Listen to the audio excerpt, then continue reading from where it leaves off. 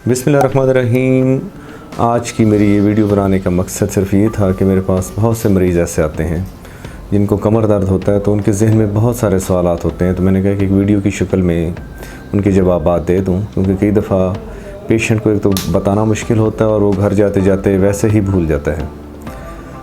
तो सर दर्द और कमर दर्द ये दुनिया की दो ऐसी बीमारियाँ हैं जो शाज़ो नादर ही बनी नौ इंसान में से कोई ऐसा बंदा हो जिसको कभी कमर दर्द ना हुआ हो। एवोल्यूशन की थ्योरी भी देखें तो चौपाई से जब एवोल्यूशन हुई और हमें एक स्ट्रेट पोस्चर दिया गया, देखें चौपाई 4 पाँव पे चलते हैं लेकिन हम 2 पाँव के ऊपर चलते हैं और सीधे खड़े होते हैं। तो इसमें कमर की पोजीशन ऐसे हो गई है कि इसके ऊपर स्ट्रेस आता है और उसकी वजह से कमर दर्द लाजमी होता है।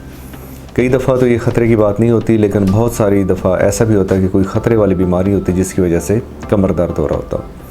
तो सबसे पहले तो मेरा ये पैगाम है तमाम लोगों के लिए कि अगर आपको 2 हफ़्ते से ज़्यादा कभी भी कमर दर्द रहे या उसके साथ पेशाब का कंट्रोल डिस्टर्ब हो रहा हो या टांगें कमज़ोर हो रही हों या रात के टाइम सोने के बाद अगर आपके कमर में दर्द शुरू हो जाता है, तो आप लाजमी किसी मुस्तनद डॉक्टर को लाजमी दिखाएँ। तो सबसे पहले अक्सर जो मरीज़ मुझसे सवाल पूछते हैं कि डॉक्टर साहब मैं इस कमर दर्द के साथ चल फिर सकता हूँ या नहीं चल सकता, तो इसका जवाब ये है कि अगर जब दर्द की दवाइयों से काबिल बर्दाश्त हो जाए तो हल्की फुल्की वॉक लाजमी स्टार्ट करनी चाहिए। उसकी वजह यह है कि अगर आप ज़्यादा देर रेस्ट करेंगे तो उसमें पट्टे कमज़ोर होना शुरू हो जाते हैं और उसकी वजह से फिर मसले मसाइल शुरू हो जाते हैं। दूसरा ये है कि मैं सीढ़ियाँ चढ़ सकता हूँ या नहीं चढ़ सकता। तो अगर कोई ख़तरे की बीमारी नहीं है, कोई ज़्यादा टांगें सुन नहीं है और आपको चलने में कोई दुश्वारी नहीं हो रही, तो आप सहारे के साथ सीढ़ियाँ चढ़ भी सकते हैं और उतर भी सकते हैं। इसके बाद लेकिन जो सबसे ज़्यादा अहम एहतियात ये है कि हमेशा आप कोशिश करें कि जब भी आप वाशरूम जाएं तो कमोड के ऊपर कमोड इस्तेमाल करें, लेकिन अक्सर हमारे घरों में कमोड नहीं होता, तो आम इस्तेमाल के लिए पेशाब पखाना करने के लिए कुर्सी मिल जाती है जो आम सर्जिकल स्टोर से मिल जाती है, तो आप वो इस्तेमाल करें। क्योंकि नीचे बैठ के जब आप खड़े होते हैं तो कमर के ऊपर बहुत ज़्यादा दबाव आता है और बहुत सारे ऐसे मरीज़ जो बग़ैर ऑपरेशन के या बग़ैर लंबी दवाई इस्तेमाल किए ठीक हो सकते हैं, सिर्फ इस वजह से ख़राब हो जाते हैं कि वो सिर्फ ये छोटी मोटी एहतियातें नहीं करते। बस बैठने का जो सबसे अहम चीज़ ये है कि हमेशा कमर को सपोर्ट करके और सीधा बैठें। उसकी वजह यह है कि जब आप बहुत ज़्यादा बेंड होकर बैठेंगे या पीछे होकर बैठेंगे तो उसके ऊपर भी कमर के ऊपर दबाव पड़ता है। इसके बाद हमारी अक्सर जो घरेलू ख़वातीन हैं उनको बहुत ज़्यादा काम करना पड़ता है, वज़न उठाना पड़ता है। तो ख़वातीन से मेरी रिक्वेस्ट है कि जब भी वज़न उठाना हो तो मेहरबानी करके आपने झुक के कोई भी चीज़ नहीं उठानी और कोशिश करें कि 5 किलो से ज़्यादा एक वक्त में वज़न ना उठाएँ। अगर ज़्यादा उठाना भी है तो बेहतर है कि आप किसी की मदद लें, और झुक के तो आपने बिल्कुल भी नहीं उठाना। उसके बाद जो अक्सर लोगों का सवाल होता है खुराक के बारे में, हमारे यहाँ मैंने आमतौर पर देखा है, अपने घरों में भी देखा है कि जब कोई शख्स बीमार होता है तो हम लोग वो चीज़ें खिलाने लग जाते हैं जो हमने ज़िंदगी में कभी नहीं खाई होती।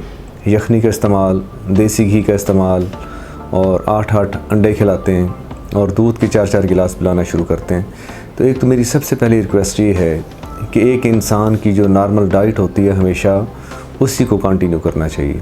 दूसरा, सब्ज़ी, फल और फ्रूट्स इनका इस्तेमाल ज़्यादा करना चाहिए। चिकनाई वाली चीज़ें और ये जो नॉन कन्वेंशनल कुछ हमारे कौम के अंदर पाई जाती हैं, यखनी और ऐसी चीज़ों से परहेज़ करना चाहिए, क्योंकि एक तो दवाइयों की वजह से मैदा डिस्टर्ब होता है और कई दफ़ा पेशाब पखाना करते हुए मसाइल शुरू हो जाते हैं। और अगर आप यखनियाँ, ज़्यादा मिर्च मसाले वाली चीज़ें और ये घी वाली चीज़ें इस्तेमाल करेंगे तो उसमें इस चीज़ का एहतमाल होता है कि उसका मैदा ज़्यादा ख़राब हो जाए। तो फल, फ्रूट, सब्ज़ियाँ ये ज़्यादा इस्तेमाल करें। अगर साथ कब्ज़ की शिकायत है तो उनके लिए सबसे अच्छा ये है कि रात को सोते वक्त छिलके इस्पगोल किसी भी चीज़ के अंदर, जामी शीरीन डाइट है, 7 अप है, दूध है, किसी भी चीज़ के अंदर आप मिक्स करके जिस चीज़ का आपको टेस्ट पसंद है वो आप इस्तेमाल करें। उसके बाद अक्सर लोग, जिन लोगों को ये कमर दर्द होता है, अक्सर ही लोग हमारे ये जो अडल्ट लोग होते हैं उनको होता है, तो उनका अगला सवाल यही होता है, मर्द तो अक्सर कर लेते हैं लेकिन औरतें शर्म के मारे नहीं करती, तो उनकी शादीशुदा ज़िंदगी के बारे में वो क्या क्या एहतियातें करें। तो इसमें सबसे पहले तो ये है कि जब दर्द शदीद हो जिन दिनों में, तो 2 हफ़्ते के लिए कम से कम शादीशुदा जोड़ों को एहतियात करनी चाहिए कि वो किसी भी किस्म के मिलाप से परहेज़ करें।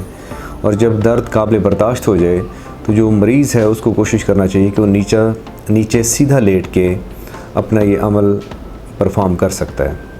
तो इसमें यह है कि सबसे अहम एहतियात यही है कि अगर उसने अपना हम बिस्तरी करनी है तो मेल हो या फ़ीमेल हो, उसको नीचे लेटना चाहिए और कमर को स्ट्रेट रखना चाहिए। इसी तरह सोने के बारे में होता है। सोने के बारे में मैंने बहुत सारा देखा है, अक्सर की डॉक्टर साहबान के नुस्खों पे भी लिखा होता है कि सख्त जगह पे लेटें, फट्टे पे लेटें। इसमें भी जो मैंने पढ़ा है और रिसर्च की है उसमें भी यही है कि पेशेंट जहाँ कंफर्टेबल हो वो जगह स्ट्रेट होनी चाहिए। अब सख्त हो या नरम हो, ज़्यादा जो मैंने चीज़ें देखी हैं सख्त की बजाय सख्त जगह पे लेटने से आपको पता है कमर दर्द और बढ़ जाता है। तो इसलिए कोशिश करें कि हल्का नरम हो, ज़्यादा भी ना हो। ज़्यादा ये मेडिकेटेड मैट्रेस की भी ज़रूरत नहीं है, अगर आप अफोर्डेबल हैं तो आप इस्तेमाल कर सकते हैं। नीचे लेटना भी है तो हल्का सा गद्दा डाल लें, ठीक है। अगर आप बिल्कुल ही फट्टे के ऊपर लेटेंगे और सख्त जगह पे लेटेंगे तो उसकी वजह से भी कमर दर्द बढ़ जाता है। तो नरम जगह पे लेटें और उसमें सबसे बड़ी एहतियात ये है कि हमेशा करवट पे लेट के सोने को तरजीह दें। इसी तरह जब लेटने से उठें तो उसमें आप कोशिश करें कि थोड़ा सा सहारा लेके उठें।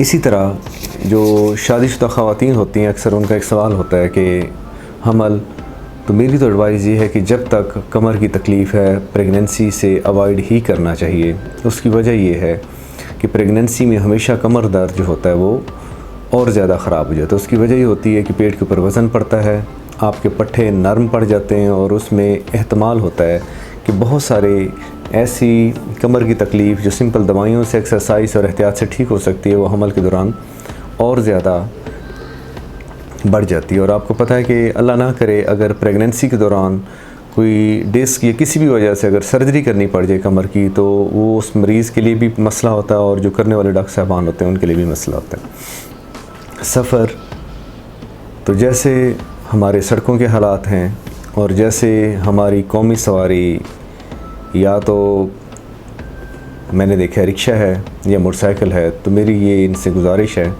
कि कोशिश करें सफ़र कम से कम करें।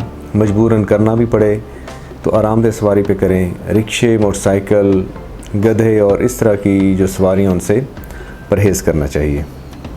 इसी तरह और ये होता है अक्सर मरीज़ जब मेरे पास आते हैं तो मैं उनको हमेशा बताता हूँ कि मोस्टली दर्द की दवाई 2 हफ़्ते से ज़्यादा इस्तेमाल ना करें। अगर ज़्यादा करनी भी पड़ जाए तो उसमें हमेशा अपने डॉक्टर साहब से मशवरा लाजमी करें, क्योंकि जो दर्द की दवाइयाँ हैं मैं हमेशा अपने मरीज़ों को बताता हूँ कि कोई भी दुनिया की ऐसी दवाई नहीं है जो विदाउट साइड इफ़ेक्ट्स हो। हर दवाई के साइड इफ़ेक्ट होते हैं। दर्द की दवाइयों स्पेशली मैदा ख़राब करती हैं, गुर्दे ख़राब करती हैं, आपके दिल पे असरात होते हैं, आपकी हड्डियों को कमज़ोर करती हैं। तो इसलिए दर्द की दवाई बेजा इस्तेमाल नहीं करनी चाहिए।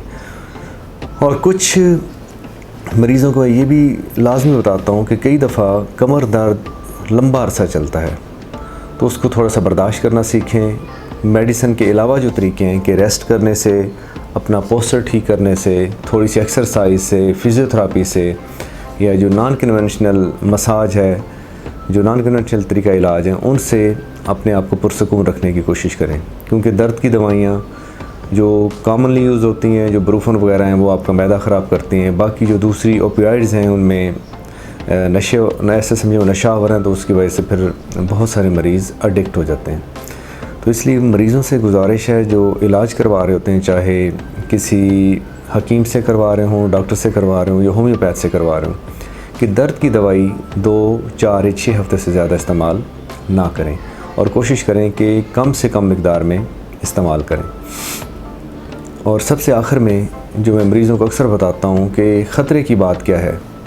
एक तो बात याद रखिएगा, कोई भी डॉक्टर, कोई भी हकीम, कोई भी होम्योपैथ या कोई भी अपने मरीज़ को कभी भी नुकसान नहीं पहुंचा सकता। हर किसी की कोशिश होती है कि उसका मरीज़ ठीक हो जाए। हमारे यहाँ सबसे बड़ा मसला ये है कि जब हम मरीज़ों को दवाई देते हैं और उसके बाद अगर मर्ज़ की वजह से भी कोई कॉम्प्लिकेशन हो जाए तो हमेशा मरीज़ यही समझता है कि डॉक्टर साहब ने जो दवाई दी है उसकी वजह से मुझे प्रॉब्लम स्टार्ट हो रहे हैं। तो कमर दर्द में अक्सर जो कॉमन बहुत आम वजह है कमर दर्द की हमारे पास जो आते हैं वो डिस्क प्रोलैप्स के, डिस्क अपनी जगह से हिली होती है।